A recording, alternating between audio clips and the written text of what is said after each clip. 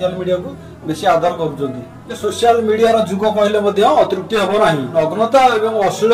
जिनस बेसी बढ़िया लगुच अश्लील भाषा व्यवहार गाली गुलज नग्नता ये सब जो चली बर्तमान। नमस्कार मु गुरुचरण सेनापति घसीपुरा। सोशल मीडिया तो बर्तमान जो भाव चली छोट छुआठू बुढ़ा पर्यंत समस्ते बर्तमान सोशल मीडिया रे फोटो छाड़ुंट फोटो पोस्ट कर समस्ते प्राय सोशल मीडिया को बेसी आदर कर जे सोशल मीडिया जुग कहले अतृप्ति हम ना जे सोशल मीडिया रे एबे बेसी नग्नता और अश्लील जिनस बेसी बढ़िया लगुच जहाँफल कि छोट छुआ पाठपढ़ा प्रति एते आग्रह कमी जाउछि।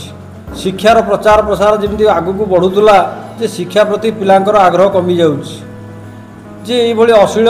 भाषा व्यवहार गाली गुलज नग्नता ये सब जो चली बर्तमान सोशल मीडिया या प्रति कटकणा करने कथा सरकार सोशल मीडिया रे एभली कार्यानुष्ठान नियंते जहाँफल कि छोट छुआ टी शिक्षा प्रति आग्रह बढ़ता जे दिन को दिन शिक्षा प्रति आग्रह कमी जाउछि। मूल कथा है ये बाबद सोशल मीडिया रे ये जो मैंने पोस्ट करुँच आईन रो कटकणा